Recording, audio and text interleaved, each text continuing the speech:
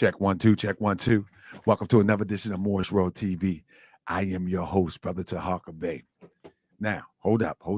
Before we start, fam, we have a special guest in the house tonight. Hey, we have a special guest in the house tonight. Did y'all hear what I just say? Let me thank everybody for the support that they show to the channel. Y'all been showing some real love. Thank you to all the new subscribers. Let me tell you, hold up, let me open my camera. I ain't open my camera up till I see 100 people in here. I'm gonna be on my Tariq Nasheed kick. I'm not opening up my camera till I see 100 people in here. Where's the 100 people at? You know what I mean? That's right. I'm gonna be on my Tariq Nasheed kick right here. But y'all want to see me? I'm the star. I'm just playing. But hey, y'all ready to get busy? Fam, this is gonna be a good show tonight. It's gonna be an amazing show tonight. I just want to put this link in real quick that if anybody wish to support, I'm gonna tell you what I need support for. I'm gonna go ahead and griff y'all tonight. I'm gonna tell you the truth. I'm gonna get my griff on tonight. So hold on, let me get my I'm gonna get my griff on. Let me get my professor griff on. We up to 98. We up to 104. Let me do this real quick. All right, so I just putting the link in the Cash App link in for anybody who wants to support. Thanks, fam. Let me tell you what I want to do. Somebody, you know what? I'm gonna screen share this for you. Nah, because too many people might bite my style. Nah, they ain't got the clout that I got. They can't bite my style. Listen. It's these cameras, right? They cost a whole stack. I'm not playing. Betty T, Miss Betty, where you been at, Miss Betty? Miss Betty teaches up in the building. Where you been at, Miss Betty? I thought you was over there partying at the Hidden History Museum with the other people. Miss Betty, you better not go over there. That thing closed. You go over at the Hidden History Museum, you gonna waste your plane ticket. You better. That thing closed. Miss Betty, how you doing, sis? Goodness, okay. Oh, yeah, it's going to be a good night. When Miss Betty in the building, it's always a good night. Yes, indeed. What's going on, Patrice? She been there looking at the artifacts. See that looking at the artifacts. That what you been doing? Miss Betty. These middle school kids got me tied down. She sounds just like a teacher, don't she? Beautiful, Miss Betty. Look. These middle school kids got me tied down. All this arithmetic. She don't even say math. You know what I mean? Arithmetic. She used the real term. Arithmetic. Doing all this arithmetic. You know? Do you know they don't use in cursive writing anymore? Y'all know that? They say people be talking like that. Arithmetic. So, family, listen, I don't want to take up too much of your time tonight. We got a guest in the house tonight that is a correctional officer, a retired correctional officer at Metro West Correctional Center. If you don't know, this is where Brother Polight is locked up at this hour. And so one of the things that I was doing is I was doing research on the spot. I wanted to see, and if anybody's seen the video that I did on Polight, I put the picture up there, and I wanted to do research, and I didn't even do the research yet because now we got the research in the building. I wanted to see what's the age ratio there. I want to see what is the crime statistics there. I wanted to see that, and I was going to look all of that up, and I was going to do it on the show. And then a friend of the show reached out to me. Man, we got the best team in the Morris World TV community. Reached out to me and introduced me to our guest that will be here tonight, family. So I just want you to know, family, I want you to get your kombucha. That's right. I'm gonna get an endorsement deal for this kombucha that I be drinking because they gonna pay me. I like the stuff, but I need to get a check. You know what I mean? But anyway, this is gonna be a beautiful show, family. Before we get started, I just want you to know, family, get your kombucha. I know some of y'all still smoking that foolishness. I ain't gonna tell you go ahead and get that, but if that's what you're doing, you know what I mean, at least share the show. I know they didn't normalize that old funky weed, but you know what? I never was a weed type of guy personally. I ain't got nothing against it. Do what you want to do. I'm just telling you that you can't reach your highest height with a clouded mind. You just can't. It's just ridiculous to believe that. But people want to relax. I get it. But how did weed get so funky? You can ride down the highway and smell the weed in the 2 lanes over car. How did weed get so funky? When my uncle and them, when I was a little boy and they were smoking the pin joints, I thought it smelled like incense. It ain't smell that bad. But today, you smell it like 3 cars away. Little Jody now walk in the grocery store with the baby, and the baby got to be high with all of that weed smelling in the clothes. I don't get it. Look, there you go. King Smoker said, leave me alone, GS. You talk too much. But come on, GS. Stick to what you do, GS. You don't know about this. Leave me alone. Leave me alone. The loud pack. Good Lord. The loud pack. I don't want to talk about no loud pack. I mean, I'm going to keep the loud pack silent in this show because if I smell that weed coming through my screen because y'all over there messing with that, man, I'm kicking you out the show, man. We got children watching that. That weed do be strong, though. I mean, but listen, family, wherever you at along your journey, enjoy it, but always know to reach your highest height, you need to be in the most clearest frame of mind ever. I want to thank my brother King Smoker for being a good Morse World TV citizen. That's right. Look, Stephen X said, it's legal, GS. Yeah, it's legal. There's a lot of other things legal too, Stephen X, that I don't entertain. You know what I mean? They kiss men kiss men in the mouth like it's legal. That don't mean that makes sense to me. But I'm just saying, Stephen X, you my brother, so we gonna leave it alone. But no, do what you got to do. I don't judge anybody. I do judge, but I don't pass condemnation. I don't pass condemnation. I don't care what you do. For real. As long as your heart is in the right place, I'm with you. If you're a friend of the Moors, you're a friend of mine. Y'all hear the song? If you're a friend of me, I'm a friend of you. I don't care what you do. That's right. That's right. If you kiss a man in the mouth, just go and do it over there. If you kiss your dog in the mouth, go and do it over there. Because I can't. When you're in the grocery store and you got little Scruffy in the cart and you kissing Scruffy in the mouth, you know what I mean? Sally and Billy now, come here, Scruffy, and all that. They can keep that over there. But I'm kind of babbling. I'm plebiscite babbling now, family. But we going to get started real quick. I got see, y'all don't know, my monologue is helping to get people in here. So I see y'all getting up in here. So I got to get ready to start the show because some people got real jobs in the morning. Just because they be talking that retired stuff, they got real jobs in the morning. Papi Akute and Lola Bube to the family. Papi Akute and Lola Bube to the family. Papi Akute a lullaby to the family. Y'all hear what I say? Papi Akute a lullaby to the family. Listen what I'm saying. Papi, and say it with me now. Papi Akute a lullaby to the family, okay? Y'all hear what I say? Papi Akute and Lola Bube to the family.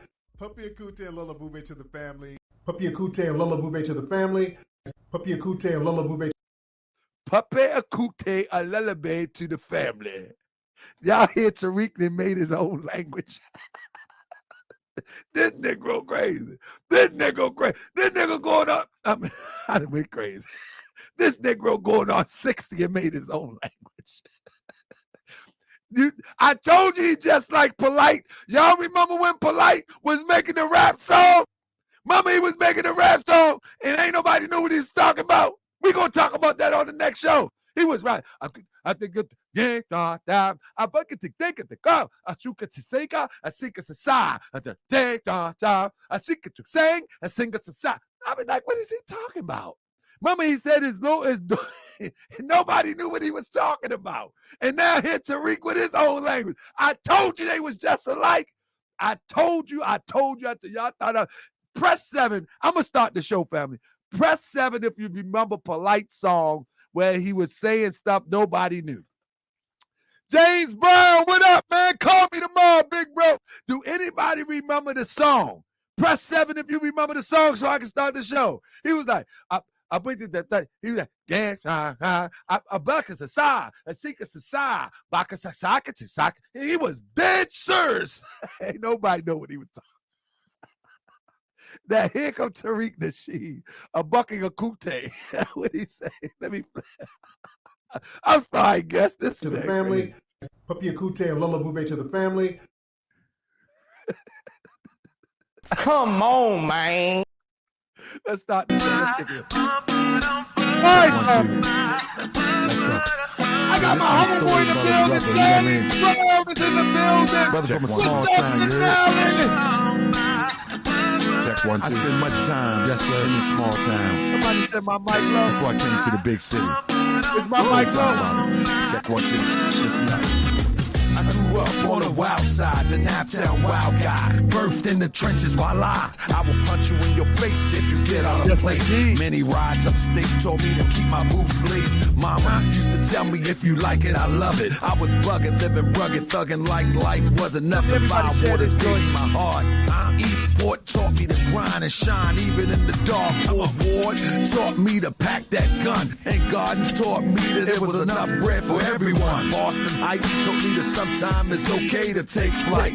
Oh my goodness, I love my life. I mean, when I used to go to Admiral Oaks or Newtown 20, we used to smoke that boat. And Robin Wood told me to watch my back. But parole is a little bit of all of that. Come on, real.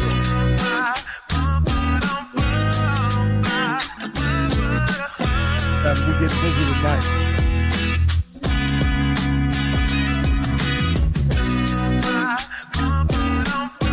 Somebody said you're the massive value. Did you hear the mic? I grew up in a system, wasn't Muslim or Christian, just a hard-headed fool that wouldn't listen. Mom was the greatest, yeah, she was a law to me. She gave me her all, but I still would fall.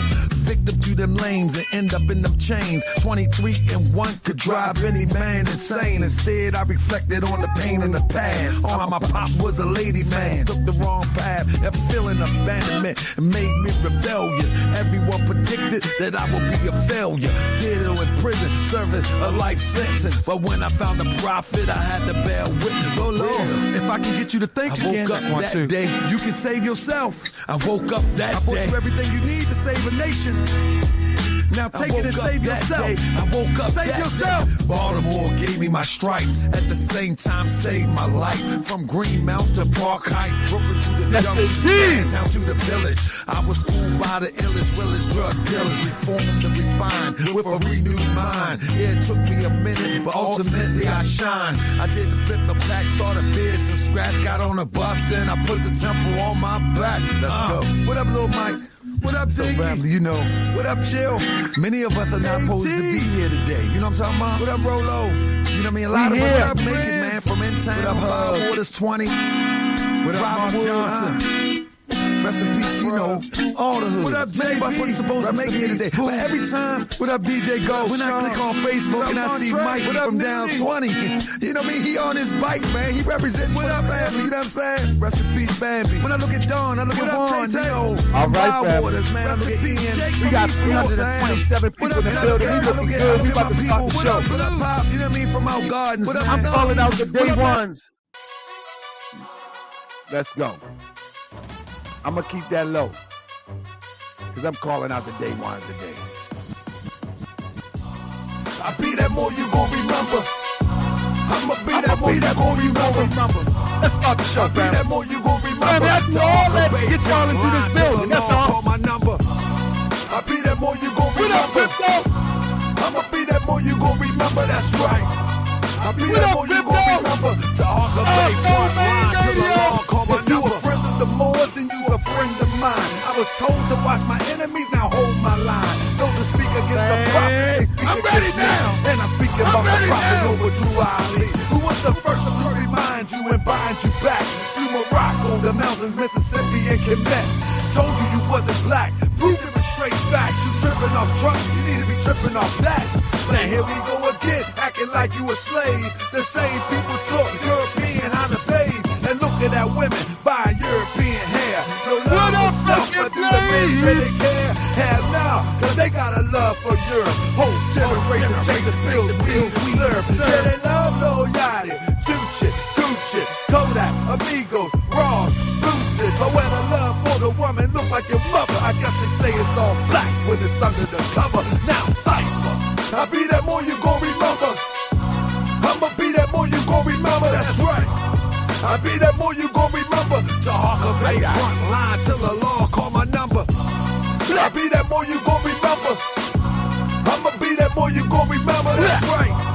I'll be that more you gon' remember. To Arca Bay front line till the law call my number. All you super scholars holler, this era for the workers. You ain't building on the ground, then you worse than a twerker. You look and sound good, but that's only on the surface. Probably working for the people. Now tell me what's your purpose. Ain't worried about your homie, but know that I know every mo that rock a fast. He ain't my bro, yeah you know I ain't slow. I seen it all before. How they try to kill the prophet, it was all for dough. And some got it right now. Don't say that I'm not down. I'm coming for my vast mistakes. I want my town, my sheriff, my stores, my school, my nation. Sick and tired of the procrastination and debate.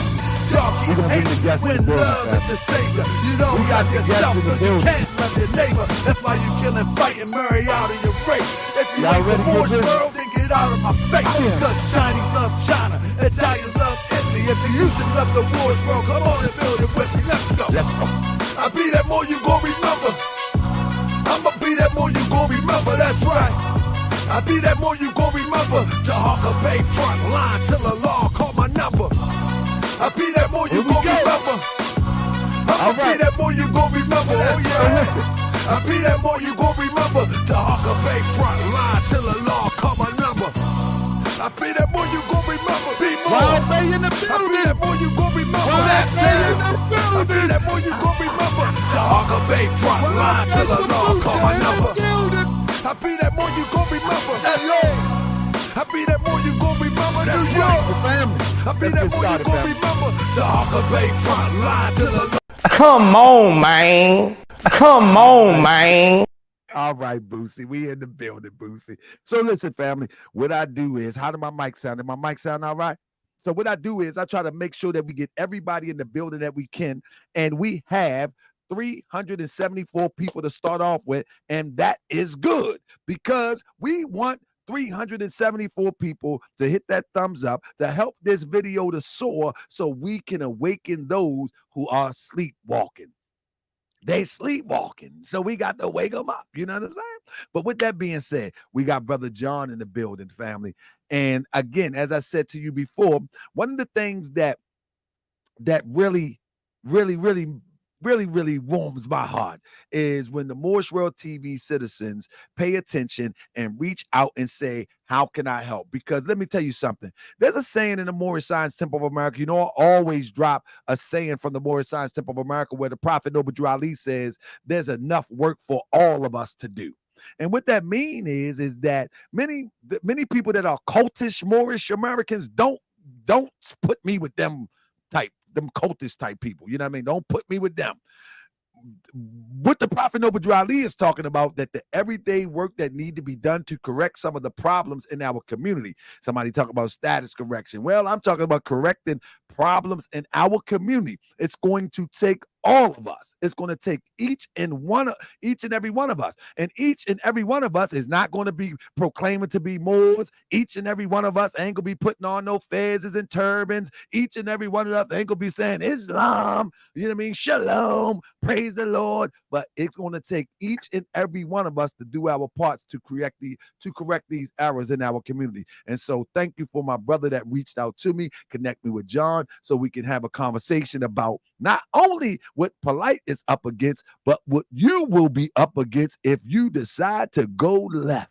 You understand what if you decide to go left. So, John, welcome to the program, brother. Let me ask you a question real quick. Where are you from?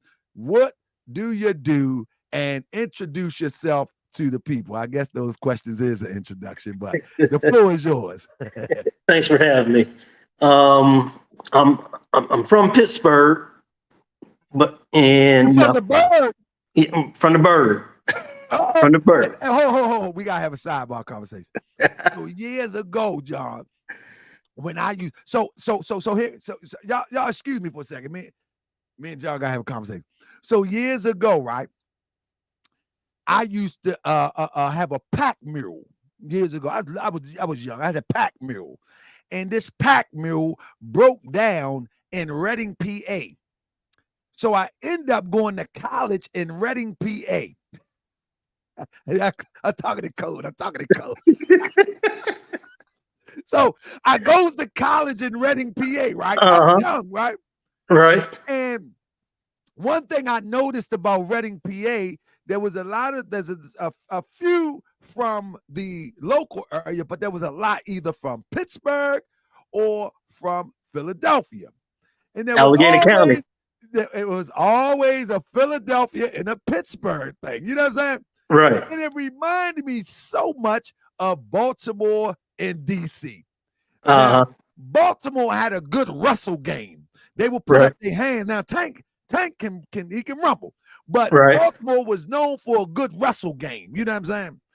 DC was known for a good boxing hand game. When I was up there in the college, Pittsburgh was known for a good ground game. Oh, yeah. And Philly was known for a good boxing game. I said, man, this ain't Baltimore and DC all over again. But I had to bring that to your attention. Man, the Berg, man, I had some. Now listen, it was college, man, but I was young, dumb, ain't no better. Man, I had a good time, man. I stayed fighting. But that was college. Anyway, right. I'm glad to hear that, man. You're from the Bird. Yeah, okay, here we go. Hey. Well, what brings you to Miami? But keep on. Well, I came to Miami as a teen, and I've been down here ever since. Okay. But I still got a lot of family in the Bird that I go back and visit and whatnot. Diehard Steeler fan. But being here in Miami, I worked in law enforcement as a correction officer at the state level and the county at the county jail. I retired from the county jail. And as you say, when I was younger. I went to college too, just for a minute. Yeah. Long enough to let me know that this ain't where I want to be at. Absolutely. Somebody saying turn up my mic. Let me see if I can adjust my mic real quick. Let me see what's going on here. Check 1, 2. How my mic sound now? Loud and clear. All right. So in Miami, let me ask you this. I want to get a little background a little bit. What inspired you to go into corrections? Well, because I know they make good bread now. Don't get it twisted. Yeah. They make some good paper. Well, I'm gonna keep it 100 with you, man. It was all about the money. Hey, did you was you what years was this? Were you working with Rick Ross and all them? No, Ross was at the state. I started at the state. He was at the state prison. Rick Ross out there, but you just came out like Rick Ross was at the state. You know what I mean? He wasn't Rick Ross then, but yeah. Exactly. But I want to hear this though. Where was Ross? As a matter of fact, Ross was a state officer right here in Miami. And this is bad.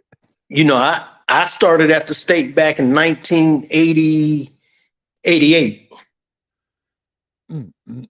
Man. 1988, and I left the state and got a little rambunctious and whatnot. and end up coming over to the county, years later. And I retired from Miami-Dade County, but over at Metro West, I probably did about 10 years at Metro West. Because at the time when I started, we had 5 county jails here in Miami. We're the 3rd largest county facility here in the United States, next to Cali and New York. And so I moved around a lot in between the different facilities, but I retired from Metro West though. So you retired under good circumstances. We don't want nobody coming back to try to expose you later. No. Hey, no. Oh yeah, they had John up there. John was a pack mule. Hey. John brought in pack mules. Hey, as you say, I got receipts. we got to make sure, because boy, they be trying to dig you up when you come talk to Morse World TV, boy. Goodness gracious, but yeah, he used to bring such and such. But anyway, so when you were at Metro West, now I was looking it up, as I said before, I was looking it up. Somebody said Mike got a short, so I was looking it up, right? And when I was, let me see if I can, let me block out some of this stuff. Let me cut some of this stuff off. Maybe I got too much going on. Somebody said Mike got a short. Do my mic sound good to everybody else? Because in my ear, it's blazing. I can hear you fine. Let me see this. No, it sounds good to me. So that might be somebody else. But anyway, I'm gonna take some of this stuff to close some of these windows out, because that could be a problem too. But I was looking up Metro, right? And they actually had, they actually had some videos where they did like reality show portions in there, or they documented the experience in there. And to me, because I've been to college, I've been to some of the most valedictorian colleges in Maryland. It's 5-star. All the way through and through. Ain't no mercy. You got to pass every test. I like this. I need to write a code book. This is nice. Stick to the code. But so when I was looking at that, anybody that ever been to college, you already know. My brother James Brown, he was a student with me in the same class. He's in the he's right there in the That's word. He's my receipt. But one thing that I did notice as we talked offline was that in college you have the ability to examine everything, and basically maybe you're not qualified to call yourself a psychoanalyst, but in fact that's just what it is. Not you, but I'm talking about me being a student, and even on your end being a teacher.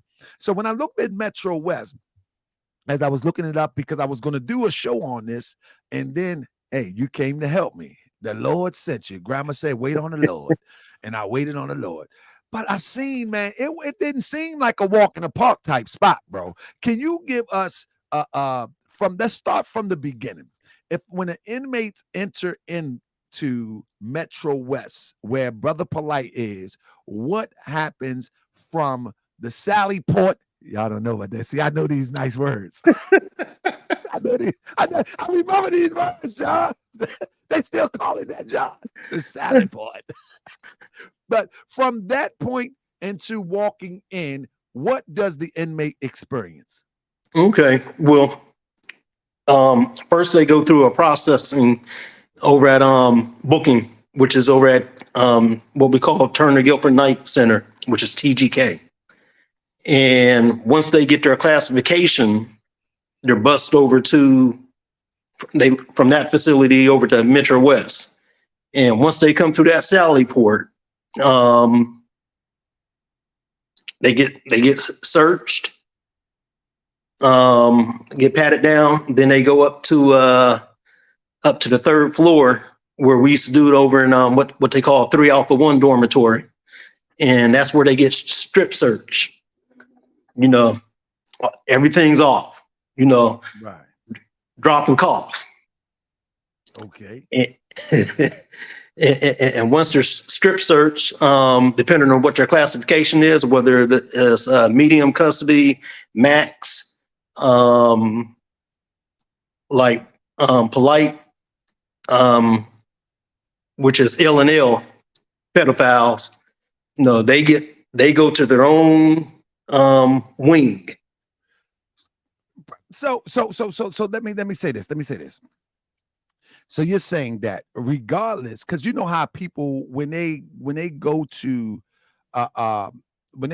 prison or go to jail, whatever, the first thing that they like to say is, "I was in population." Like, so is it automatic that he has a sex-related charge, that he automatically go into the chicken coop? I mean, protective custody. I mean, the pigeon coop. Yeah, you can call it the pigeon coop. The only way that he'll go into what we call confinement is, put it like this. Over at Metro West, they have normally between 3 to 4 dormitories. Okay. And out of those 3 to 4 dormitories, that consists of a wing. That's like 4 different units. And they may house anywhere between 50 with the L and L, lewd and lascivious. They'll house anywhere between maybe about 45 to 50 inmates normally inside of a dormitory.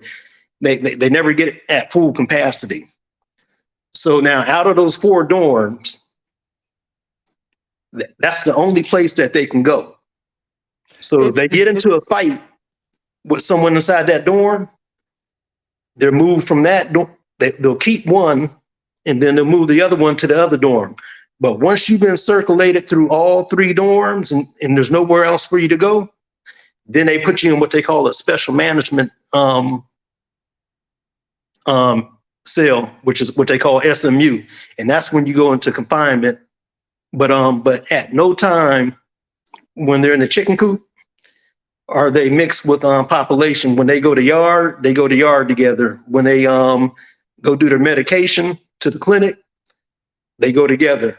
We have to shut the floors down so that they're never around other inmates. Because so Polight charge is he was able to negotiate so he doesn't have a charge that says child molestation, but he has child abuse, and within that child abuse statement of the statement where the agreement is, the plea agreement, it talks about his charges. It talks about that he's a sexual predator, but he doesn't have the charge of child molestation, but it's child abuse. It's aggravated battery against a child, against a minor, and things of that nature. Would that carry the same? Would they go by the description of the charge, or would they actually go by the charge? How would they go? You understand what I'm saying? Yeah, like if it doesn't say exactly RAPE, because the charge is not really a lewd and lascivious act, and it's child abuse. And because of that, because he negotiated a term, he negotiated a thing there where he doesn't have the sexual battery, and it's child abuse. It's very well that he can be put in general pop. Okay. Yeah. But even with a charge like that, with child abuse, he'd be better off going into the chicken coop. But the description of it explains the kind of abuse, and it's of sexual nature. So how they finagle that is beyond me. But that's the description. So for instance, if you read the charge papers and you listen to, did you get a chance to review the show where the mother gave the impact statement? No. Okay. Well, in the charge paper, I tell you now, in the charge paper, it's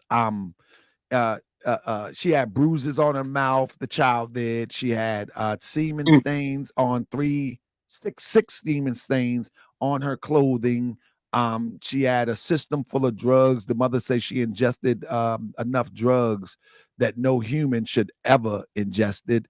Alcohol in her system, and she had been taken advantage of.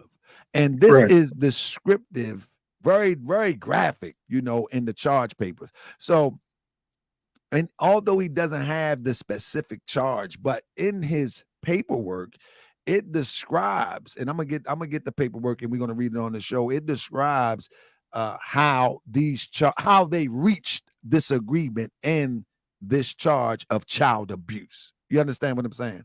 Yeah. So when one thing I can't stand is on the internet when they're like, let's have a paperwork party. Like internet guys want to be in prison. You know what I'm saying? They be on the internet talking about, let me see your paperwork. Like you would like that's for jail stuff. You know what I'm saying? Exactly. But if they were to have a paperwork party, would that how do you think that's gonna go? Are they still doing that anymore? Oh yeah. Let's have a paper. They do it on the internet. Listen, Brother Tahaka, let me tell you something. You know, inside that facility, it's another whole city within itself. Right. In the jails, inside that jail, there's no secrets. Everything is known. All they do is 24/7 is watch TV. Right. They watch TV, they get on the telephone, and they talk to the people, and the people relay to them everything that's going on. So if it's not on the news, if it's on the internet, they know about it quicker than they get the information processed through the streets quicker than we hear about it on the news a lot of times. I want to play a video that he put out, and I want us to listen to it carefully. It's probably about a 2-minute video.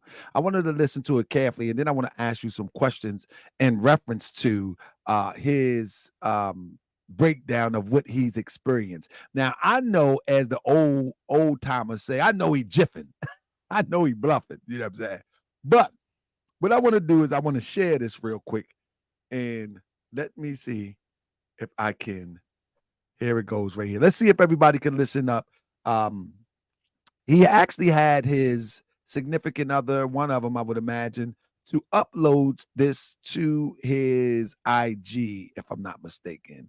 Here it is. First and foremost, I just want to thank everybody for giving me the support, love, and attention for the people that's worried about my safety. I'm doing great. Between the staff and the inmates in here, there's a lot of Brother Polight supporters. I'd be everywhere we go. I gotta take pictures, everything like that. He says, I'm gonna stop it because I had to do it like that. He says he wanted to tell everybody that he thanked them for their support. And there's a lot of inmates there, and he gets the same fanfare. And I'm using the term just to make it simple. He's get the same fanfare that he get on the streets, and they want to get with him and take pictures, et cetera, et cetera.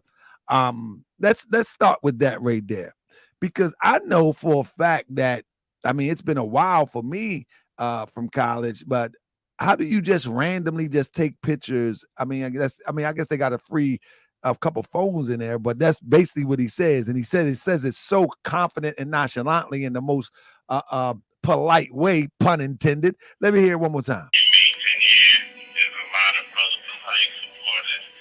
I'd be everywhere we go. I gotta take pictures, everything like that. So it's the same thing when I'm in here. People like Brother Polight, doing here, Brother Polight, and I heard what happened, but brother, we know better and all that other stuff, man. So he says that they say, I heard what happened, but you know how things go. Let's start right there with the pictures. What do you think about that? That's not true. I can tell you from over 20 years of experience. When you got people like Polight that come to jail, they're isolated. They're isolated. They're considered as what you call a buster. Let me run it back because I do want y'all here. So let me see if I can run the original thing back for y'all. Because I mean, the way that he got it sounds funny, but maybe I can avoid the YouTube with it. First and foremost, I just want to thank everybody for giving me the support, the love, and attention for the people that's worried about my safety. I'm doing great between the staff and the inmates in here. There's a lot of Brother Polight supporters. You know, I be everywhere we go. You know, I gotta take pictures and everything like that. So it's the same thing when I'm in here. People like Brother Polight, what are you doing here? Or Brother Polight, damn, you know, or I heard what happened, but brother, you know, we know better and all that other stuff, man. So the love and support is tremendous. You know, I would say that. So that did you hear it right there? Yeah, like I said, that I know that's inaccurate. I can tell you for a fact, man.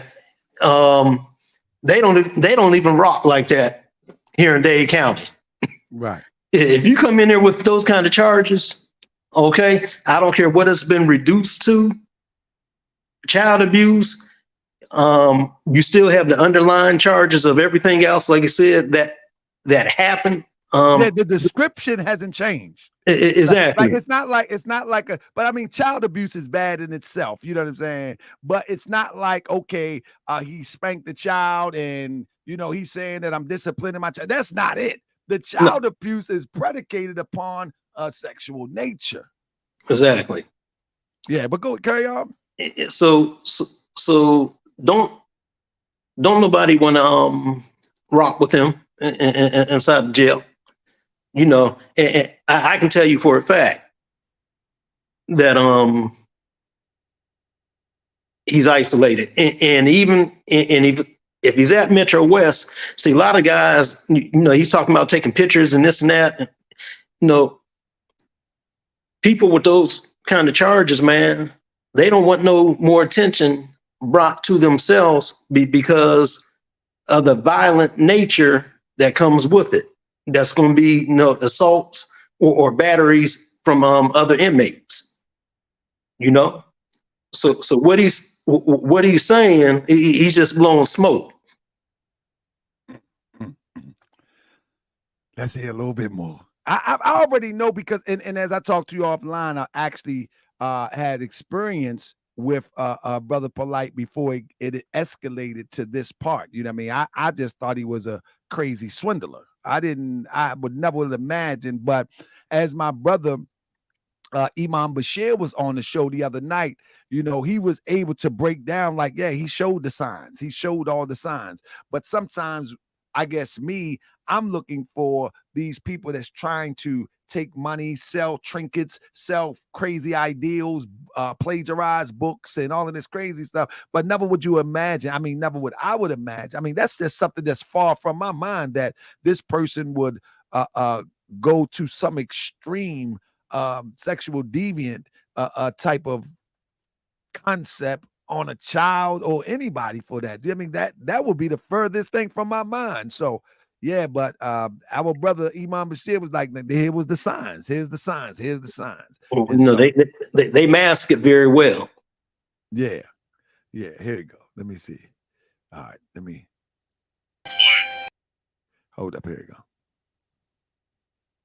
People that are over age 50 makes up almost half the population of the people I'm incarcerated with, at least based on my optics. And he said people that over the age 50 makes up over half of the population where he's at. Now, I'm going to tell you, I've never seen that type of ratio.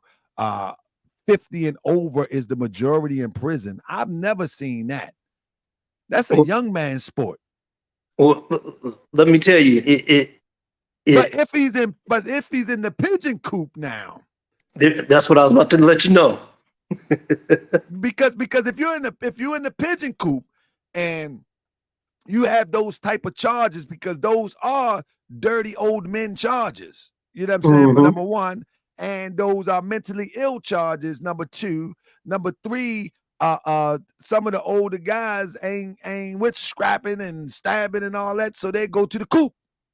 Exactly. And see, when he say that average 50 as average population age, you looking at a lot of grandfathers, uncles, fathers who were molested, nieces, nephews, just like his charge, the girlfriends, daughters, and stuff like that. So you have a lot of older people inside that thing, and like I said, they're not trying to bring no attention to themselves. Right. He's saying one thing, but he's not painting the accurate picture, because if he was out there in population, I can assure you, he probably be in what you call a special management unit, because he probably would have got touched already, because that's one thing. Whether, I don't care whether it's prison or it's county, they don't even play about charges like that. Have you ever worked in any of those units where the sex offenders, what if you could paint us a picture, what would that picture look like, a daily routine in that unit? I mean, I know I'm pretty sure you got the regular, the TV, the cards and all that, but is it a type of environment that's hostile, or is it a type of environment where, okay, we in a safe space? Same space, is not hostile, and the majority of them stay in bed all day. I work those units on a day shift from 7 to 3, and you come in and do a head count, and after a head count, those guys lay down, man. They lay down until about 12 o'clock until it's time for feeding, or not unless and if you have rec yard, let's say between a wing, like I told you, you have 4 units in the wing. So let's say you have 200 people within the wing. You might only have 17 that really leave to go out to the yard, and those are the younger ones. And most of the younger guys that are in there for those kind of charges, for any kind of lewd and lascivious charges, are for is basically statutory. It's consensual. He was 20, she was 17, or even 19, 16, 15, something like that. But for the most part, it's older guys, and they sleep all day. And even on the afternoon shift, when everybody's up, if it's not a good movie or a sports program, guys are laying in the bed. And another thing, the majority of the people that are in the lewd and lascivious cells over at Metro West are Hispanic. The Hispanic make up the majority of the population. You have some blacks in there, and most of the blacks in there are, like I said, a lot of younger guys. You have a few that's actually in there for some serious lewd and lascivious charges, but for the most part, you have a lot of Hispanics. Man, I'm putting myself trying to wrap my mind around the experience as I think about what I want to ask you. And one of the things that come to mind is do these let me say this, and we talked about this offline, and I think it's appropriate now to bring this up, that when you go to college, right, and you are in a certain you take certain classes, you know what I'm saying, you don't get to see these type of characters, like if you a thoroughbred, you know what I mean, if you're thorough, and you just walked yours straight through, You know what I mean? I mean, straight pop, go log up, come back, go whatever. And you walk this straight through, you just thorough. There is no way that you're able to really detect the mentality of this sick mind. I mean, I mean to say, like, if you're around a lot of different people, you're around killers, you're around robbers, drug dealers, whatever. You are around them 25/8, and you're able to detect who's who. Whether this person, he's going to last, this person's soft, this person going to fight, but he probably can't fight. This person going to get hit up. This person going to kill you. You can really figure it out real fast if you're paying attention. Right. But because these types, as a Polight, are never in population, it would be hard for people to detect that they have this type of potential. So when you're working there, do they ever talk about their charges to one another? Do they communicate with one another about their charges, or they just brush it off as if, hey, I'm here, that's it, it's over with? It's a ladder. I'm here, that's it, it's over. They don't discuss their charges. One thing, and you hit the nail right on the head.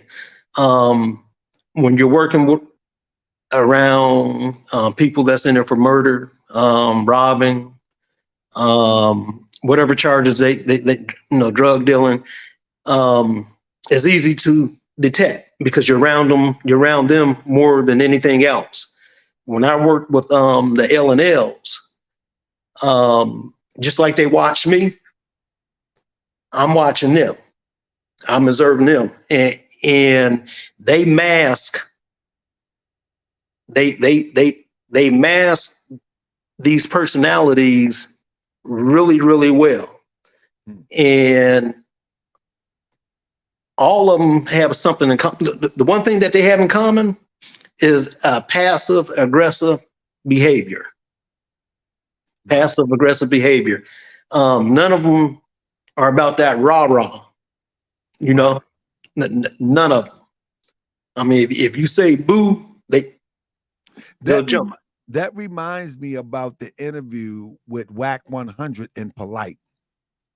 Whack 100, which is, somewhat of a hip hop personality, hip hop manager of a lot of acts, Blueface, et cetera, Polight, he called Polight on this behavior, and Polight, he just buckled and fumbled. And I remember when Polight came to Baltimore and took money from people in Baltimore, and he crumbled soon as we called him. He crumbled. Mm-hmm. He wasn't trying to, maybe I was just too busy. And we say, well, send the money back. He was like, okay, I'm gonna send the money back. He just crumbled immediately. And so I get what you're saying. But on the flip side, after the conversation with Whack 100, he goes on to IG having a shotgun, talking about, but he wasn't threatening nobody, but he was throwing subliminals. You understand what I'm saying? So it makes a lot of sense. Now, do a person have to do all of their time there, or are they able to check out? It used to be that you used to get a lot of time off. Now, if you get 7 years, you well, like the 7 years that he has, he's doing those day for day. So there is no. I remember in Maryland. You're talking about the game time. I remember in Maryland, yeah, when Maryland you got locked up, it was back in the day. It was you do half of your time, and then they cut it back to a quarter of your time. You know what I mean? Right. Before you go up for parole. No, it was a quarter of your time, 1/4 before you go up for parole, and then they cut it to half. I think it's still at half now. So you're saying with that type of charge is day for day? Well, no. You're going to do 80% of your time. You got to remember this is $1 billion industry. Right. They need a body in there. You know what I mean? Yeah. You want do 80% of your time. Now, but let me say I like that answer, but I wanted to ask, can he check out and go to general pop if he wanted to? Could he request general population? Well, see, that's the thing about it. Now, right now he's doing county time. And once he goes over to what they call South Florida Reception Center, which is a state prison, which is probably about 500 yards away from where he's being detained, he'll go through there and get processed at the state. And once he gets processed at South Florida Reception Center and he goes to, they'll send him to his permanent location. He'll be in general pop when he goes to state prison. So he will get a real awakening when he goes to state prison, because they don't have the space to sit back in the house and say, okay, all L and L's, we're going to put you here. They don't have that kind of, they don't have that kind of space. So when he goes to state prison, he'll be in general population, and he'll have to go work at whatever location that they give him, whatever detail that they give him. And, the best thing he can do is try to keep his head down and keep his head on a swivel. But I can guarantee you somebody gonna touch him. It's not so here in Baltimore, or here in Maryland, let me just say Maryland, here in Maryland, they have made the jails like clam tight now. You know what I mean? They tore down a lot of the jails. It's not a whole bunch of movement around now, and they're serious. These young brothers, they got it bad. Is the difference between Metro and the state, the county and the state, is there a difference in how things are operate? You know what I mean? You just said one difference, but is there any more differences of how it operates? Let me just give you a quick example. A lot of times, and now they just redid Baltimore City Jail too, because that was a beast. I've seen some programs on them. That was a beast. Yeah, man. That was the real deal. That was Gladiator. You know what I mean? But I tell you, it was Gladiator. It was the real deal. Y'all got to get my book to hear this, because I got a story. But anyway, but sometimes when you go to state, some of the people will get relief because some of the state prisons are a little bit more calmer, a little bit more organized, and just a little bit more tight. You don't have access to everybody. Is that the same situation? Is that similar situation in Miami? Yeah. Well, here in the state of Florida, the prisons are a little bit, they have more control. Okay. But the violence is still there. The assault and batteries that take place in a prison are everything is still there. You still have your gangs in the prison just like you do in the county facility. See, the only thing right now, like where he's housed over at Metro West is called a third generation jail, which means think of a big old barrack, and you got bunk beds going all the way around, like in a U section, and you have the officer's desk, and the officer's in there to babysit them. So now, if he was over at the main jail, it'd be an entire different thing, because see, in the main jail you have no officer. And see, that's like over in Baltimore, that's over in Cobb County in Georgia, up there in New York, Cali, the main jail, you're just in there with the inmates and you don't have no officer to babysit you. So when something happens, once everything is over and done with, they take a broom and they knock on the door to let the officer know that they got one that need to go to infirmary. Man, that reminds me of Brockbridge. Anybody from Maryland in here? That reminds me of a jail called Brockbridge. And when they shut that dorm door, anybody in here from Baltimore that been to Brockbridge? That's right, we got prison stories tonight. Man, let me tell you something. When they shut that door was about this thick. I heard about it. I wasn't there. I just heard about it. Anyway, the door was about this thick. But when they shut that door, and it was like about 90 to 100 people up in there.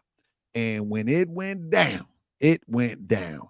It's similar to a lot of stories I heard about Jessup, where it was H dorm, and they said the H stand for hell dorm. Yeah. And there's no way you getting out of there if you if it went down, you better know how to hold it down. Because the only way you getting out there is when they drag you out there when the door cracked. That's it. Hey, look, see, let me tell you something. Over at the county, at the main county jail, and over at the Stockade where I worked at, one of the other county facilities, they finally closed it down. They have what they call Friday night fights. Okay. When a new guy check in, and you have the house man that's going to sit back and tell him where he can sleep at. Now, an officer will walk him into the dorm and assign him a bed thing. But once that officer leaves, that house man is going to say, hey, you sleeping so-and-so. They're going to tell him to take a shower. They can come out the shower, and then they're going to have to fight. They're going to have to fight. If you come in there, whoever you come in there with, let's say it's two you all coming in at the cell at the same time, they're going to make those two fight. And if you don't fight, then the whole cell going to jump on you. Yeah.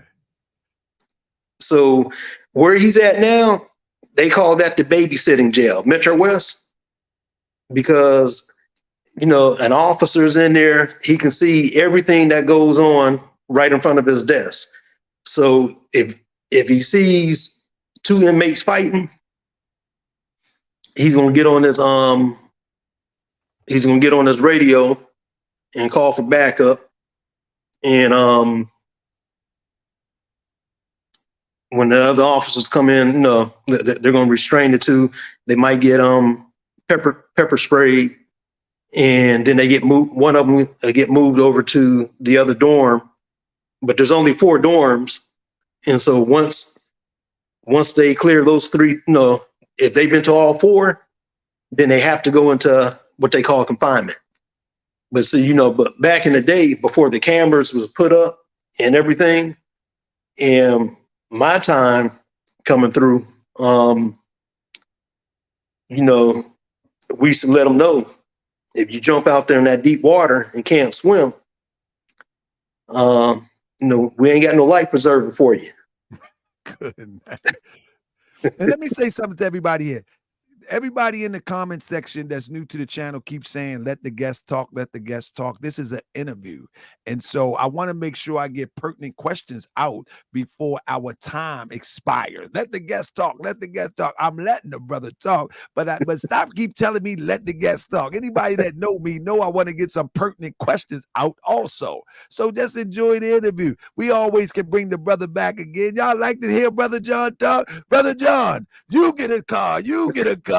We're gonna bring them all back again. You know what I'm saying? Come on, man, cut it out.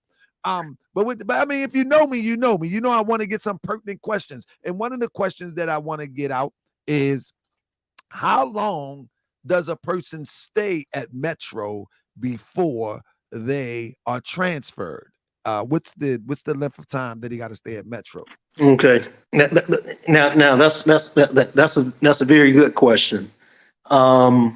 Most people, once they've been, if they're not out on bond and they're sitting in jail, sometimes they can sit inside the jail 3, 4, 5 years waiting to go to trial, just to go to trial. And if they're convicted, let's say they sat inside the county jail 4 or 5 years, they'll get time served for that time. if they're out on bond, like Polight was, and he fights his case from the outside, and he's convicted. Now that he's been remanded to Metro West, they have like 30 days to take him from Metro West over to South Florida Reception Center, to where he'll go through a classification, he'll go through a psych eval, they'll do a health screening on him and so forth, and then they'll send him to whatever state facility he's going to do his 7 years at. How many state facilities is in Florida? It's got to be a bunch of them. Man, I can't even count them, man. I already said got to be a bunch of them, because they're bigger than Maryland, and there's tons of them here. I can't even count them. It's tons. And have you ever worked? What state facility did you work at? I worked over at Dade CI, which was down in Florida City. And what type of environment was that? It was a medium custody. Was it as was it intense as Metro? Because what I seen on Metro, man, it's pretty intense environment. We'll see. Like again, we're talking about from a state facility and a county facility. Now, Metro West is what they call is one of the softest. That's one of the softest jails. Man, you got to be kidding me. No, I'm serious. You got to be baby goating. Like a kid, a goat. You got to be. Hey, bro, listen. I seen the videos, bro. These some wild young brothers up in there. Listen, it's a city within inside of a city, and they got their own rules and everything. But let me tell you something. You got a professional babysitter sitting in there with them. You see everything. You see everything that's going on, and you got officers that are old school that'll they're gonna let some guys rock for a minute. They're gonna let them fade out and until they get tired, and then once they tired, because you got to understand, if I break up every single fight, every time a guy gets ready to fight, and I jump in there and play Captain Saberho, breaking them apart, and no, that's a lot of paperwork, and so. Oh man. I know this side of the game. That's why. We fight so much. But check this out. But if I sit down and I let them do fade until they get tired. Now, for all those who don't like to fight, they'll be like, man, Officer Harris, he ain't gonna break nothing up. So you know what they do when conflict arises. They go to the rack. They go lay down. And you don't have that many issues. Man, listen, I remember we used to have the word to say check in. That means you got to get out, you got to go hit the glass. You got to check. You in front of the cameras doing all this. You got to get up out of there. Hey, I'm trying to go out to track and field. Let me get up. You got to get out of college, man. We're in some track and field. But if you were there, right, and Polight think he's some sort of celebrity, what type of, that's just hypothetical. He's not a real celebrity for real. He just try to act as if he is. And then I'm gonna play some more of the video. What have you seen celebrities come through there with these sort of charges? Not with the L&Ls. Okay. I've seen a lot of celebrities come through the county jail and so forth. And for the most part, when celebrities come through, we kind of close the floor down. If they really are a celebrity, you're talking about musicians, ball players, stuff like that. we shut the floor down, and a lot of times we put them we isolate them because they bond out very shortly, But as far as someone like Polight, hypothetically, if I was running the unit and he was in there, he wouldn't feel comfortable. Do y'all get it? Do y'all get a full warning? Like, okay, we got this guy. He has a high profile case. Yeah. Because he would have a high profile case because he has some social media following, a big following on social media. So do y'all get a heads up? We got a guy coming in. He's a high profile because of his social media standing. Or when you were there, probably would be high profile for whatever other reason, but social media standing. How would that work? Did y'all get brief or something like that? No, they just let us know that we got a high profile person, and to be cognizant as far as what's going on, especially at a place because a high profile person, they would have to come to a place like Metro West where there's an officer in there that's going to have to babysit them, that's going to have to do the job. He couldn't go into the county or to the main county jail or to the stockade where he's just locked in there and ain't no officer around or anything like that. Most high profile cases, they go into what we call SMU, which is Special Management Unit. And they're locked in their room basically 24/7, except to come out for medication. They come out for yard, and they come out to shower. And even when they go to yard, they have to sign a consent form. Sometimes they can only go to yard by themselves, but if they do go to yard with someone else, we have to make sure that all of them, we have to do a cross-reference to make sure that there's no animosity, no beef with the 2 or 3 people that are going to be in the yard together, because we can only let so many of them go in the yard at a certain time. Wow, he's gonna have a rough time, man. And does this policy overflow into the state too as well? Like, is that the county policy? And is the state policy similar to that? Because you worked at both, so right. This is an excellent interview. Now, well, see, that's the difference. Now, when you get to the state, he's not going to be, he's not going to be in isolation. Oh, he got to go to POP. Yeah. Like I said, he's in for a rude awakening. Where he's at right now is like it's like a spa treatment. Yeah, you know what?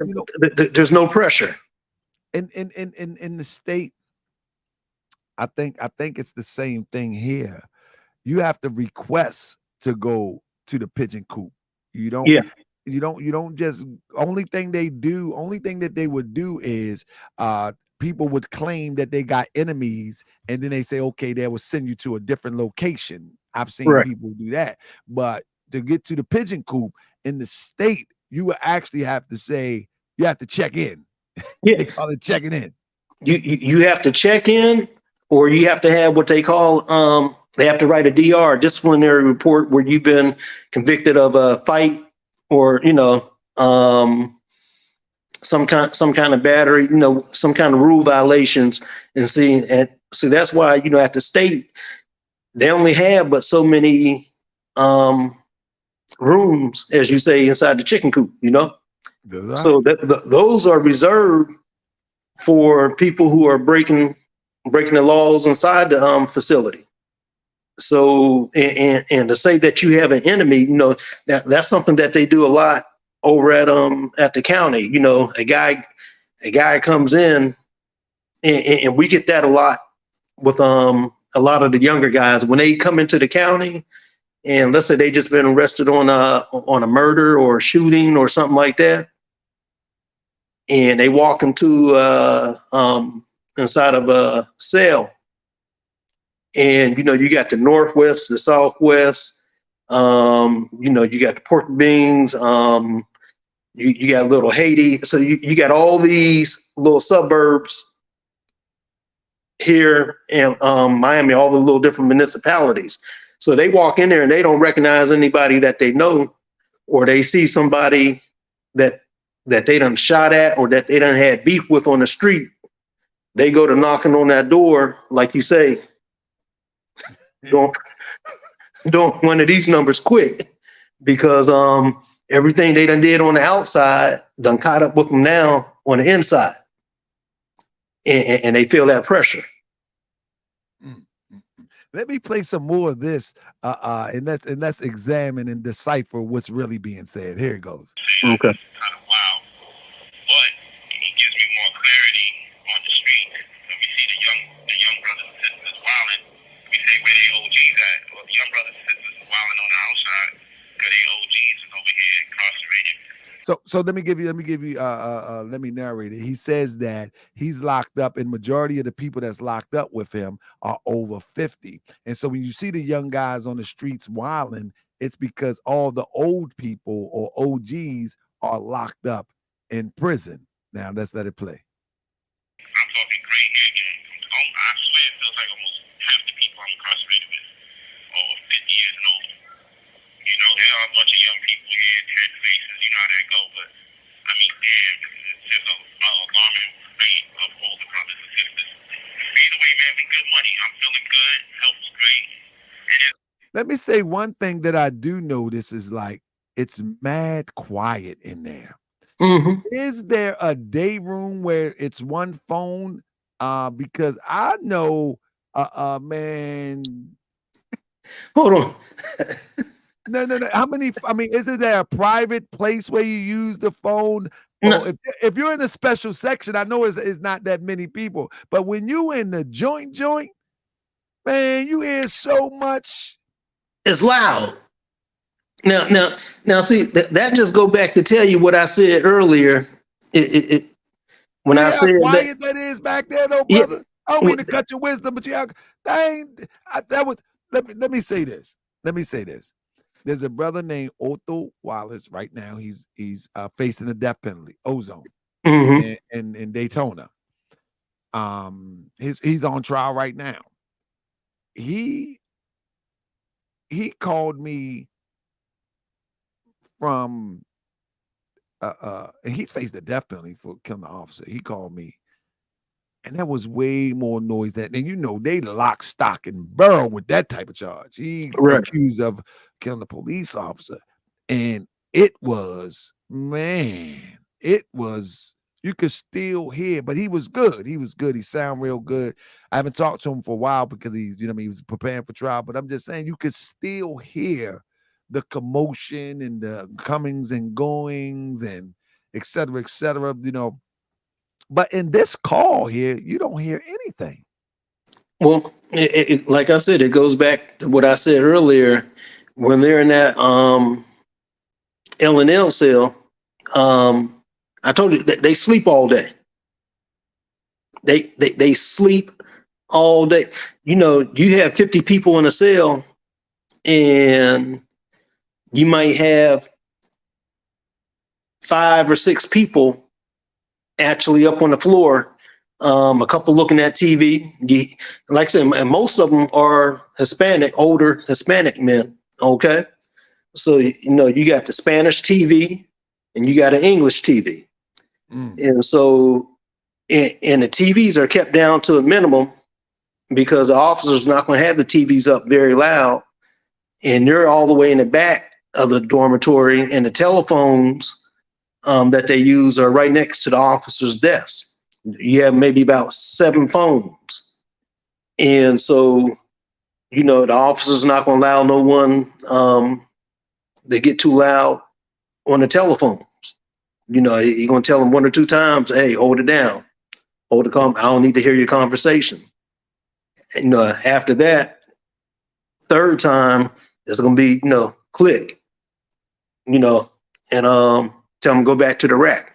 And like I said, and these guys when they're in that L&L cell, they don't want no smoke. They don't want no kind of pressure. They you know, they just want to do their time and be left alone.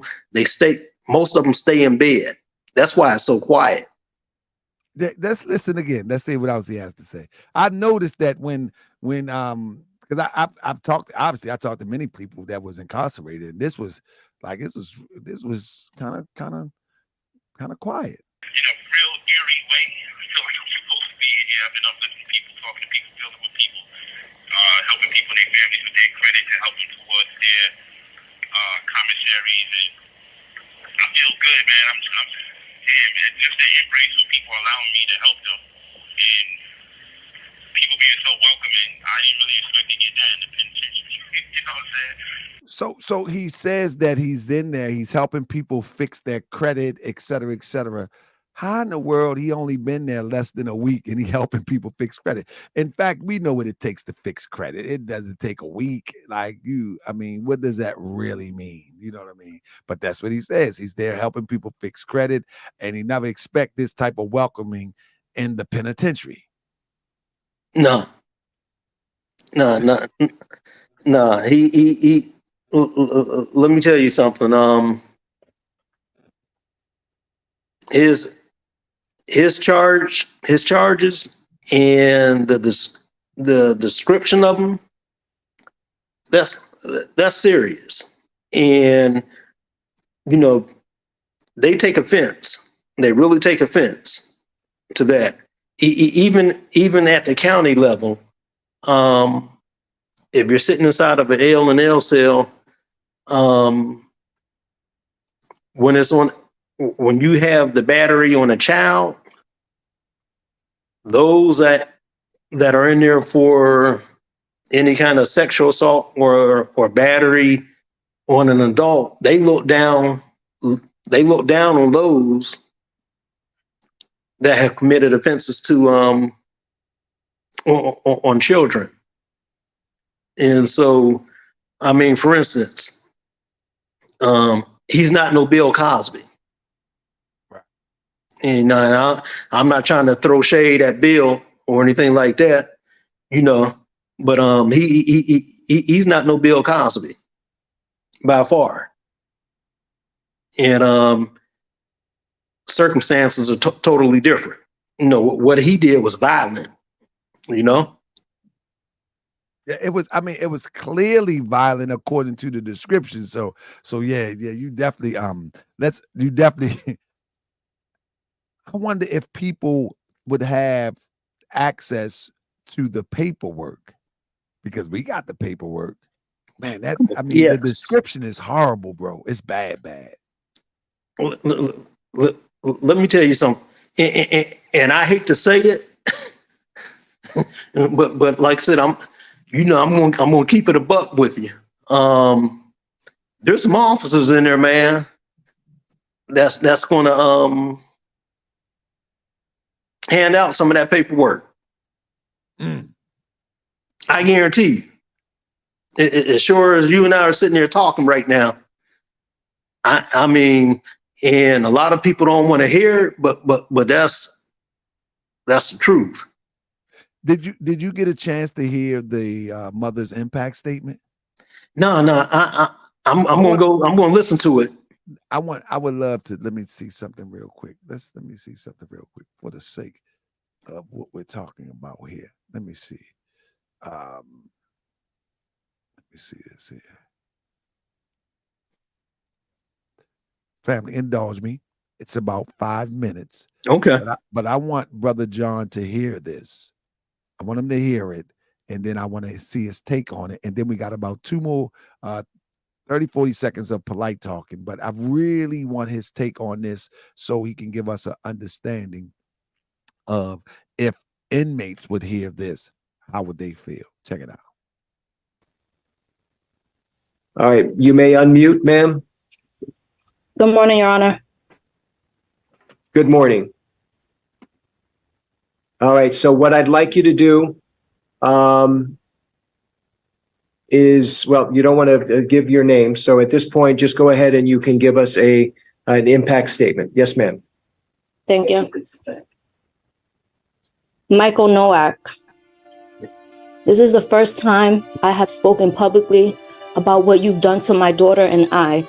I have gracefully remained silent the last 2.5 years. 2.5 years of pain, shock, disbelief, PTSD, constant nightmares, and daily triggers. Trying to help my daughter heal when I'm not even healed myself. What you have done to my daughter, myself, and my entire family is inexcusable. You hurt us all. You made me believe that you were such a great man and you could do no wrong. You made me fully trust you, and for that, my daughter trusted you too. But the truth is, you're a monster, a demon. The very first time that I allowed you to be alone with my daughter, the very first time, and you couldn't even help yourself. You told me you was gonna be right back. You were going downstairs. You were gonna grab food and take vacation pictures. You told me that you wanted to have a one-on-one talk with her about loving and respecting me as a great mother that I was and am. And I actually believed you. I believed that you were going to bring her right back. I thought you were going to have this trusting conversation with her that you promised me. Her and I both trusted you. For a grown man to violate a child who trusted him, you should be ashamed of yourself. You plotted on me and my little girl. The entire time you knew what you planned to do. Isolate, intoxicate, then violate my baby. Shame on you. I trusted you to bring her right back. You were supposed to bring her back the same way that you took her. Instead, you drugged her and took advantage of her. And you sexually abused her. You forced alcohol down her throat. You then forced her to see things that no child should ever have to see. You forced her to feel things that no child should have to feel. You forced her to accept violence that no child should ever have to endure. You forced drugs in her that no human should ever even ingest. She's my child. My baby. How could you? You could have killed her with all the drugs that were found in her system. And you thought your master plan was mapped out perfectly, huh? You thought I'd be dumb enough to believe you over my child. And you thought that money would blind me. You thought I was going to be so blinded that I wouldn't notice when you returned her with bruises all over her body and her mouth busted, uncontrollably shaking. Absolutely not. And although you executed your plan and you got what you wanted those couple of hours, you actually failed. Because look where you're at right now. You have created a lifetime of trauma for my daughter and I. Before you, we never knew evil existed. You brought so much evil into our lives that early morning, and I'll never forget. I called you like 50 times and you wouldn't answer me. And I called her too, but you took her phone. You drugged my baby and you gave her no way to seek help. You left me no way to contact her or even know where she was. I get physically sick now whenever I'm away from my daughter because of you. Something as simple as her going to school, I'm in panic mode. Because I'm scared when she comes back, she's going to be hurt all over again. I constantly have flashbacks of that night. And what she lives with is not okay. She feels uncomfortable around people and will live with this forever, and this is not fair to her. She never deserved this. Shame on you for forcing evil on our youth. And you know, for a year, I questioned, how could you even do this to us? Her and I did nothing wrong to you. We trusted you. I moved across the country because I believed everything that you told me. But it was pure manipulation I see now. All you do is specialize in selling false dreams. How could you do this to an innocent child and mother who simply trusted you? We did nothing wrong. But you know what? I'm done breaking my head trying to question or figure out how you could do such a thing. It's so simple to me now. You're just a sick man. A man you can have a plethora of women, but you secretly prefer to have a child. And it's so clear now. I will never be able to fully trust another person due to the betrayal that you've shown me. And for that, I was not willing to trust 6 strangers and go to trial. Nor was I going to put my daughter through an additional trauma. This plea was in our best interest. You and I both know the evidence is extremely substantial. But even with that, I refuse to have my child be tormented when she's done nothing wrong. All she holds is the truth. And I will say this, although you were so worried about being labeled a sex offender, you did us a huge favor by admitting to guilt, period. So for that, I thank you. I truly thank you. Yes, mitigation took place and I allowed it as long as it meant you going to prison and you getting true help. Because true help means no more victims. The fact that your only non-negotiable was to accept a sex crime shows exactly the type of man that you are. You know what you did in that hotel room. I know what you did, and my daughter knows what you did. DNA doesn't lie. There's no reason why your DNA should have been found on my baby. And yes, I satisfied your bogus request to not be labeled a sex offender, but it doesn't take away from who you truly are. I wasn't going to waste any time going back and forth with you over a label. God will judge you for exactly the person he knows you to be, a sexual predator. So rest assured, jail time equals jail time. And I pray that during your 10 years of sex offender probation, you actually receive the treatment that you need and it helps heal your sick mind and get the thoughts of being with children out of it. All you care about is your pretend image, but I know exactly who you are now. You want to be this public figure, but you want to do all your evil acts in secret. You're so self-centered. That's why the last time I saw you on February 27, 2021, you fought me. You tried to hold me hostage from taking my daughter to the hospital. I'll never forget that cowardly look in your eyes. I'll never forget it. You were so scared. You were so scared because you realized you messed with the wrong one. Your last words to me, you held me and said, please don't go. You're gonna ruin my career. Well, today, September 6th, 2023, my last words to you are, I hope the next 17 years of your life, you're reminded of the disgusting, terrifying, unforgettable acts that you've done to my innocent daughter. Shame on you. And although you've caused a tremendous amount of trauma for myself and my daughter, we will and will always be superior of you, because a successful, honest career is something that you could never, ever have. We will both continue to stand against violence. My daughter will continue to persevere and be bright and intelligent and courageous young woman that she is. So Michael Noak, I hope you enjoy prison and God bless you. Right. Thank you, ma'am. Thank you for your courage for speaking. It is heartbreaking, and my heart goes out to you and your daughter. All right. The defendant will be remanded to the Department of Corrections. CPS. Shop. Man, listen, my heart goes out to the both of them, the mother and the daughter. The mother is extremely articulate, man, and the way she presented herself and the courage it took. And he is lucky. He is so lucky that she didn't want to put her daughter back through that experience, reliving it, going through a trial and being demonized, because that's what defense attorneys get paid to do.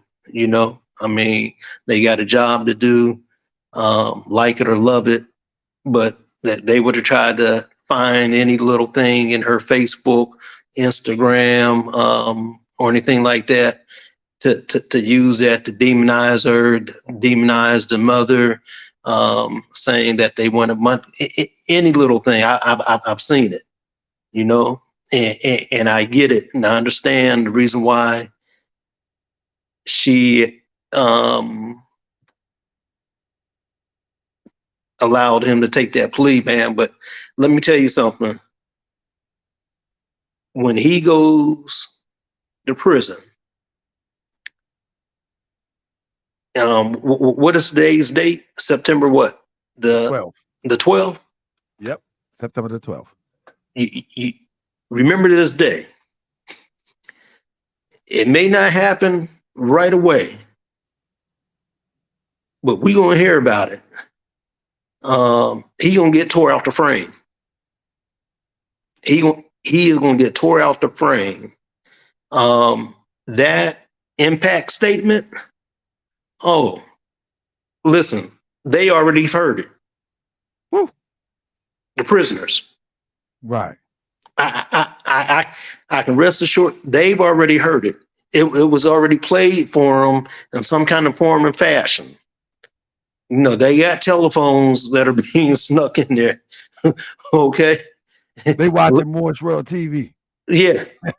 Yeah. Listen, word get around.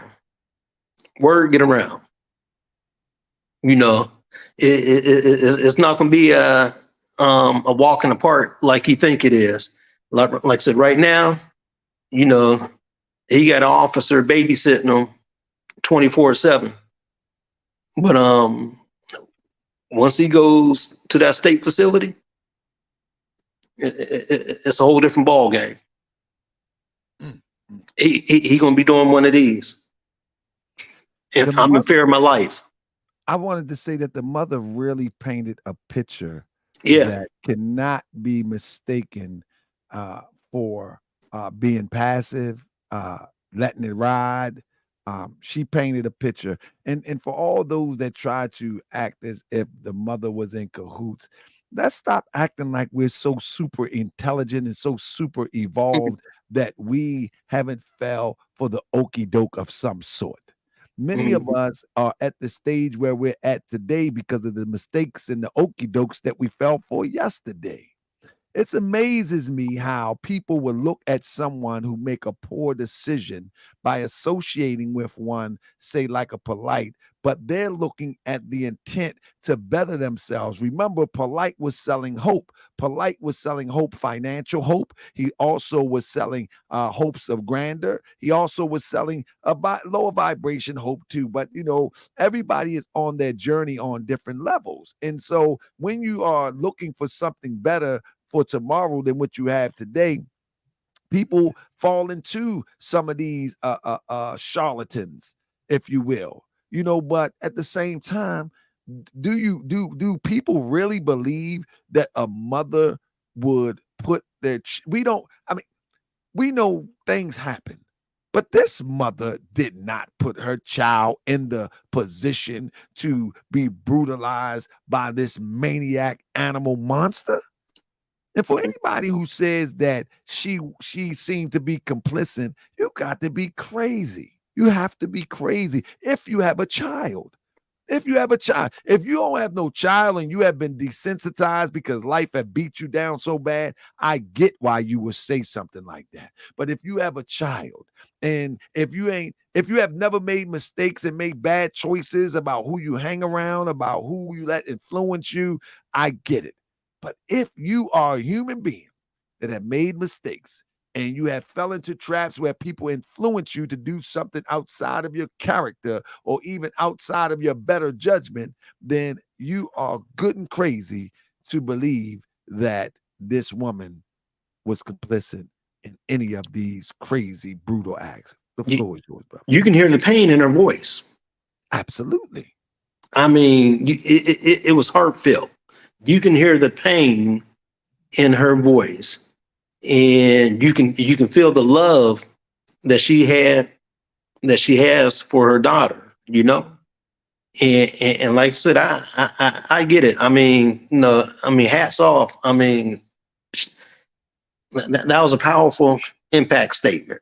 Very powerful.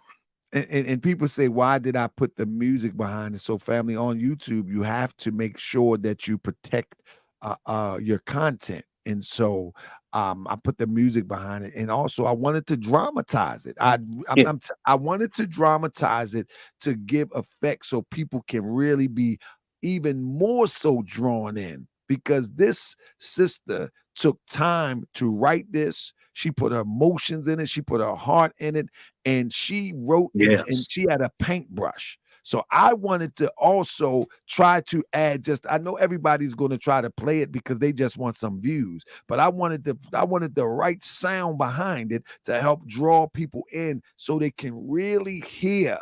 It's supposed to be impactful. So if I can do my little 2 cents to make it more so impactful, then all praise due to the Most High, because this sister needed to be heard. And she and I don't know if she has the courage for it, because it's a tough road letting people being under a microscope, but she could be a wonderful, wonderful activist for people that fall for, because there's another Polight out there, you see, Yes, that's preying on a mother with a single mother. There's another Polight out there that's preying on a mother that's looking for something greater than what she has.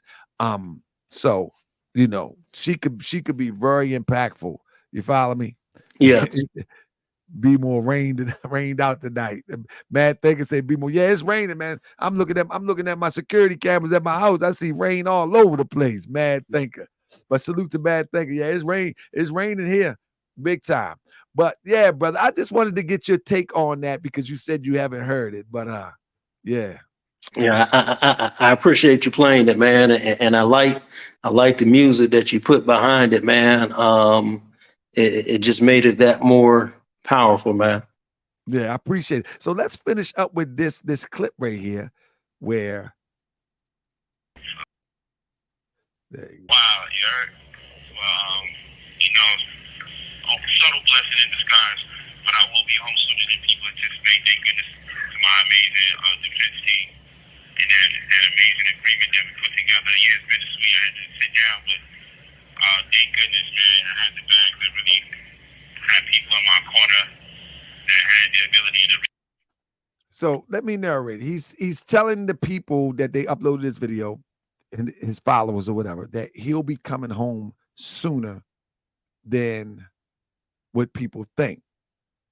You know what I'm saying? Because he got a great defense team.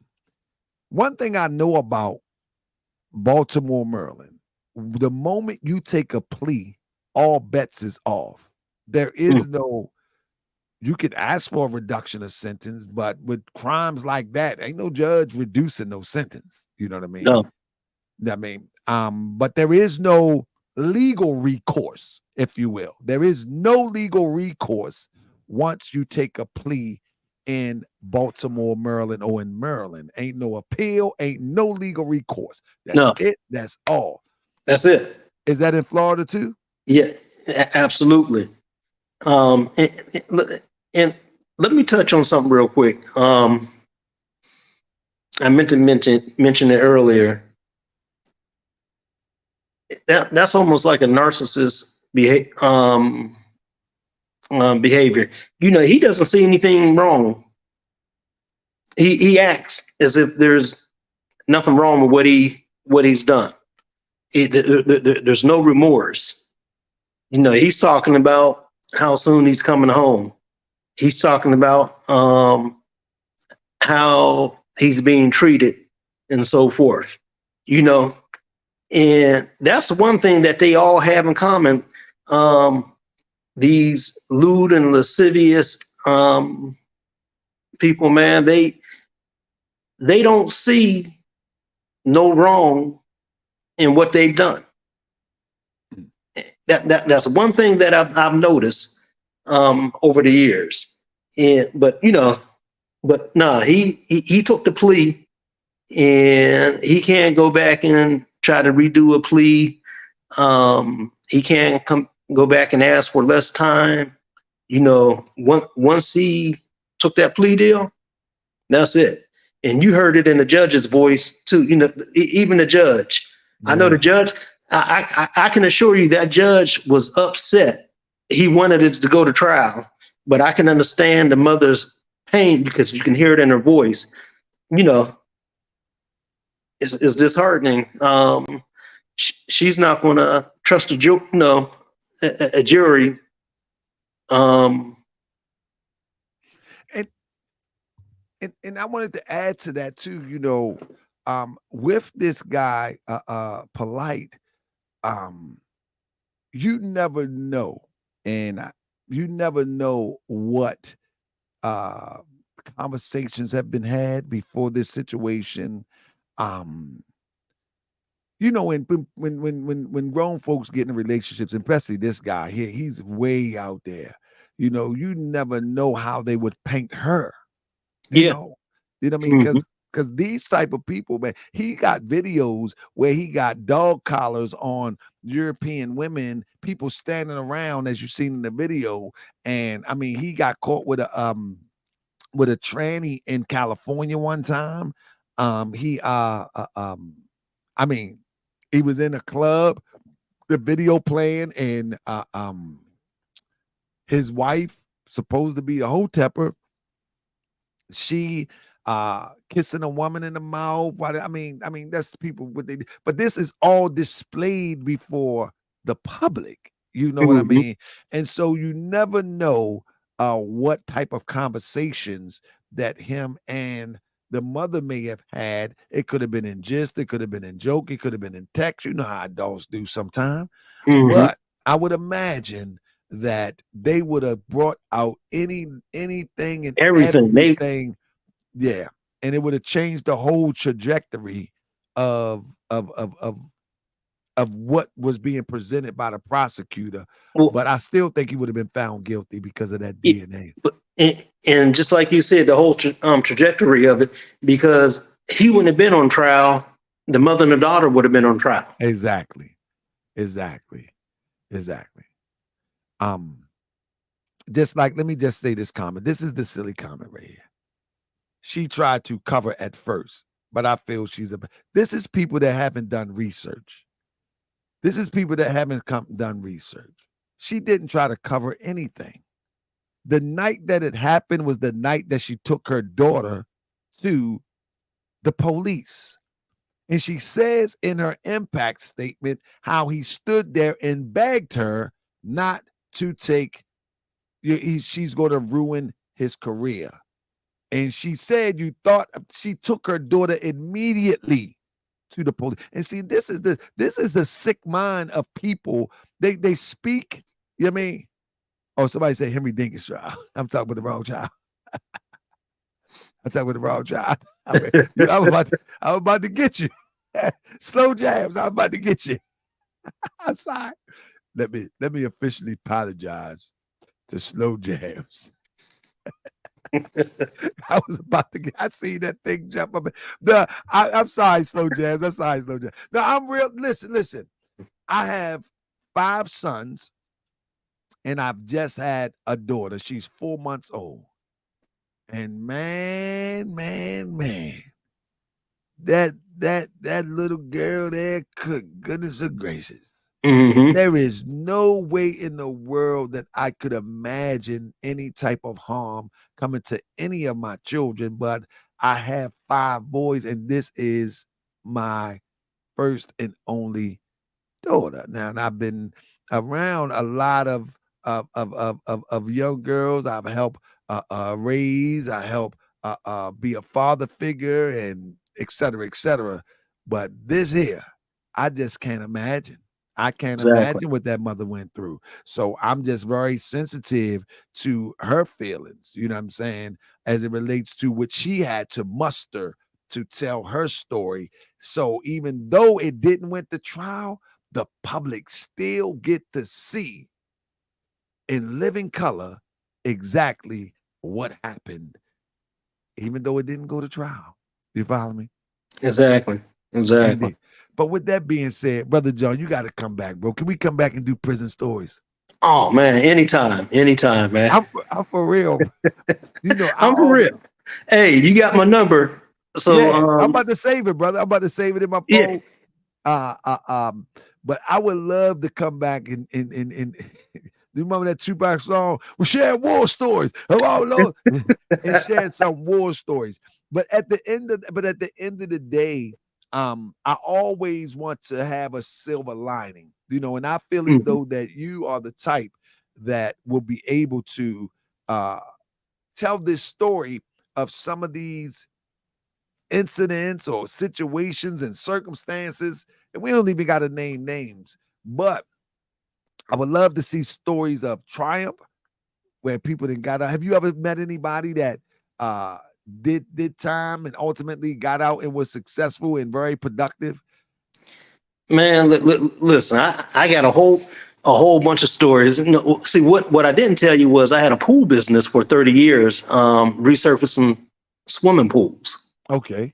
And a lot of guys that were locked up when they because everyone that's locked up in the county don't go to prison. Right. So a lot of these guys, when they come home and they're looking for jobs, I used to give them labor jobs, man. Yeah. I used to put them to work, help them find jobs and stuff like that, man. And I mean, so yeah, I got a lot of triumph stories. I fostered, me and my wife, we fostered children for 10 years, Yes. and so I mean, we've done a lot of mentoring. I've been a part of the boot camp program. Come on, man, we gotta talk about that, Man, so I mean, there's a whole bunch of stuff Brother, things that we can talk about. Listen, what I would like you to do is let me know your availability for next week, and we'll definitely get into it because I want to make sure that Morris World TV can actually highlight some of the things that are not being highlighted. Okay. Very rarely do we see us talking about say boot camp, for example. We see all of these big platforms and they're covering and they do their little clips and but what is the real impact of boot camp? Does it work? Is it good for the youth? Is it good for young adults? Is it, what I mean? Like, so all of this stuff, need to be highlighted, and they need to be highlighted from a social media podcast perspective, because these are things don't get to see the light of day. They don't get to see the light of day. You know what I mean? Right. And now, Man. how about recidivism? Whew, it's high. It's high. And the reason why it's so high is it's supposed to be a lot of rehabilitation in there. And it's not. They've taken away a lot of programs where they have mechanics, wood shop, different little things that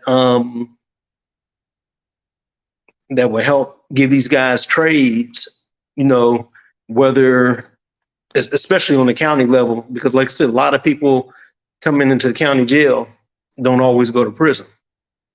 Right. And once you get into the system, if you're convicted of anything, it's hard to get a job. So you have to have a trade, and you can go back to school, you can get a degree, but still that number puts you at the bottom of the totem pole every time when it comes for interviews and so forth. But the recidivism is high for the adults, but for the juvenile program, for those that go into the boot camp, it actually works, man. Because when you break them down, you build them back up.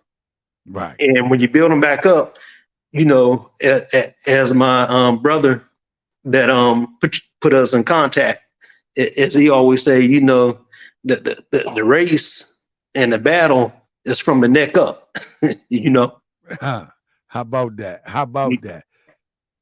Yeah. The race and the battle is from the neck up. I got you, bro. I got you, bro. But bro, I want to thank you, bro. Please text me your availability for next week. Is there anything that you want to add? Anything that you think you missed that you want to add? We're gonna put together a show for next week, man. I'm gonna bring all fresh minds to Moorish World TV, family. We got to definitely inspire people, because I'm gonna tell you, there's a Polight in every city. Every time we talk about, if we talk about somebody who have pulled their life together, guess what? There's another person out there that just haven't mustered the strength to pull it together. And it might take one word of painting a picture that someone else is going through what they went through, and they can pull themselves together. And I got an amazing story myself, and that's why I champion good stories, even stories where people are still in the muck and mud.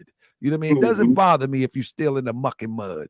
If you understand that you're in the muck and mud, that's a beautiful thing. But if you don't, then I'm here to try to help you to understand that you're in the muck and mud. You know Exactly. what I mean?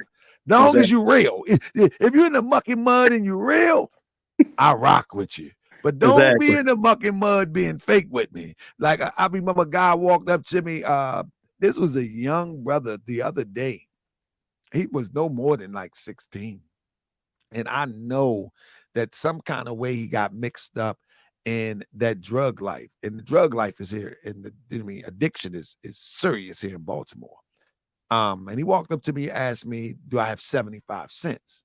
And I'm normally, as I normally do, I said, brother, what you gonna do with 75 cents? He said, I'm gonna just put it to the little bit that I have. I said, brother, how old are you? He said, I'm 17. I said, 17? He said, well, not yet. I said, what brings you out here? He was like, and so I just gave him $5, and I was just like, man, I gotta do better.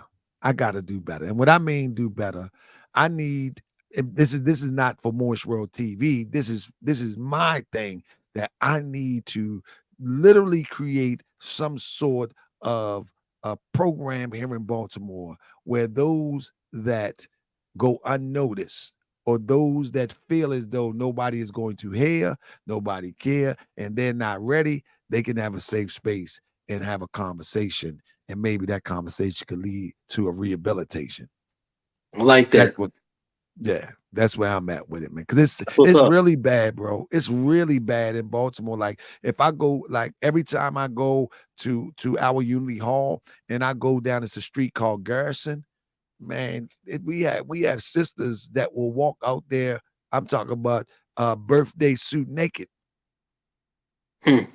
hustling their body. I'm talking really birthday suit. I'm not playing. Birthday suit. They'll come right from out the alley and they'll walk up the street, and then and it's a light right there. You can't miss it, you know. They'll walk right out and then go back in the alley, I guess, to avoid the police. But whoever weird man want to catch them real quick. I mean, nothing on. That's sad. I blew my mind when I first seen it. I said, man, this is a new thing. So yeah, we just got to do better. And I think that Moorish World TV is on the cutting edge of inspiring each and every one of our people to do better. But let me yield the floor to you, brother. You take us out. Any closing words? No, man. Hey, I thank you for having me on. It's been real. It's been a pleasure. I look forward to us linking up and doing something else together. And let's see if we can reach one, teach one, man, and bring some brothers on up out of that muck. Absolutely. So don't forget to text me your availability, and I'm jumping right on it. All right, brother. I appreciate you, bro. Appreciate you. Peace. So, family, coming this Sunday, we got Uma York. If you remember, Uma York said that Polight was one of those peoples. Y'all don't remember. So this Sunday, me and Uma York are going to revisit her experience with Brother Polight. She said back then that Brother Polight was like that. She said it then. And back then, I did know about the case about the young girl that left her mother. I did know that. And so We're going to revisit that. So I spoke to Uma York, that is Dr. York's daughter, Dr. Malachi York's daughter. Man, that's my sis. I just can't wait to have that conversation because sis can really paint a picture. And yeah, we want to revisit some of the things that she brought to the table as it relates to Polight. And she took some hits, but the mods was knocking all them weirdos out the box when they was attacking or trying to attack sis. But it wasn't that bad though. That wasn't that bad. So anyway, so that's on Sunday, family. I'm looking to dig up a show for tomorrow. What's tomorrow? Let me see what's tomorrow. What we got tomorrow? Tomorrow is Thursday. Tomorrow is Wednesday. It's after 12. Okay, it's 12 o'clock. Yeah, so I'm looking to dig up a show for tomorrow. I like to get me another interview show. And so, family, if you have interesting topics that you want me to talk about, we got some investigative shows. I got a show coming up where a Moorish brother, has put me in the know where this sister is selling this sovereignty stuff, and we're going to research that. I also have a brother out of Pennsylvania on the ground where he was swindled out some stuff. We're going to talk about that. We got a lot of stuff coming this year. I appreciate y'all for y'all support, family, and it's a beautiful thing that we can create a space where we can relate to what's really going on. You know what I'm saying? And then those who get mad because I Puppy talk about and Lola Bube to the family. Puppy Akute and Lola Bube to the family. Puppy Akute and Lola Bube to the family. Puppy Akute and Lola Bube to the family. Puppy Akute. All right. Puppy Akute. All right.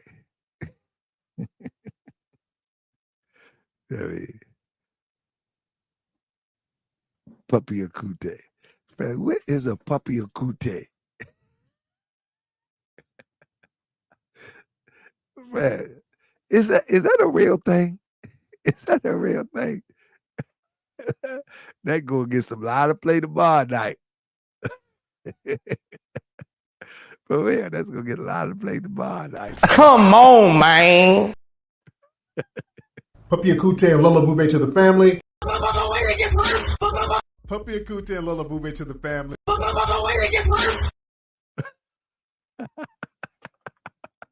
Family, thank y'all for joining me tonight.